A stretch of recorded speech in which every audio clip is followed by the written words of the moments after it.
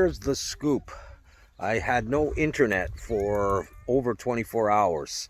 I was able to use data, but there was no wireless. So I uploaded the most recent texturing video for the dungeon scene where I did the shelf and what else did I do? Maybe I did the walkway in that. I'm not quite sure.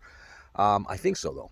And at the very end of that video, there's a collection of the assets in as seen in Blender. Um, I've still got some things to do. I need to do the torch or the torch holder, whatever you would call it.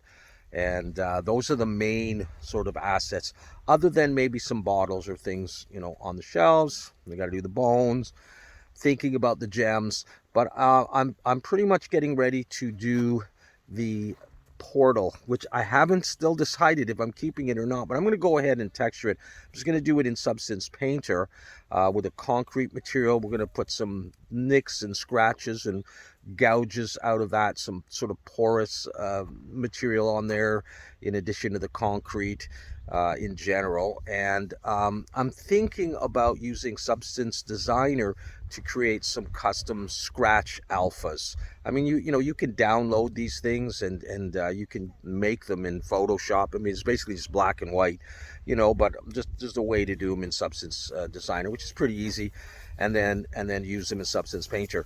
If I do that, I'm not going to create any fantastic scratches, but if I do that, then I'll make a couple of those available to you in case you don't have many and you don't just want to use like the scratch generator and you want to sort of place them here and there.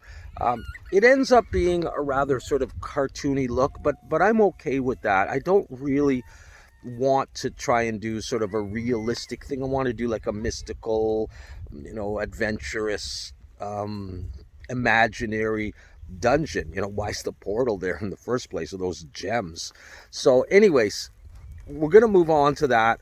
And I'm still debating if the ground surface is going to be just a tiled kind of cobblestone floor, if it's going to be a sandy thing, which I'm kind of leaning towards that sand and a couple of rocks and the gems in there and the bones and then the portal kind of partially buried, in which case I may make the sand in Substance Designer. And again, if I haven't said this, I'm going for easy Substance Designer, because as I had said before, if you search for sand or rock tutorials in Substance Designer, a lot of those tutorials are actually time lapses with disco music. Not much of a tutorial unless you're experienced in Substance Designer, and you'll see a lot of the same methods being used.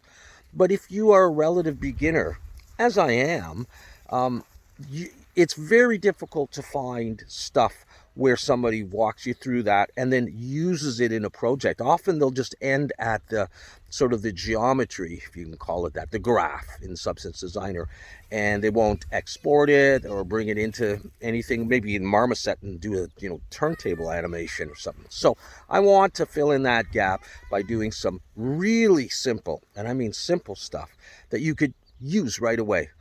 Of course, if you're going to buy Substance Designer and Substance Painter, you probably know more than I do. You're probably not just a beginner, although everybody starts somewhere, all right?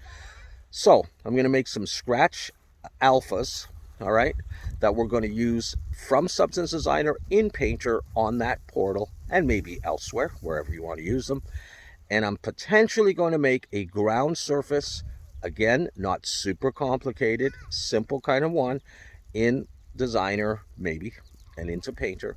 And then of course we still need to do that brick wall, and that's going to be in Designer and then into Painter as well. So there's lots of things coming up. I hope to do something for you tonight. I've also been asked if I would do a video on how I made the metal that I'm using. There's nothing special about it, but I did make it.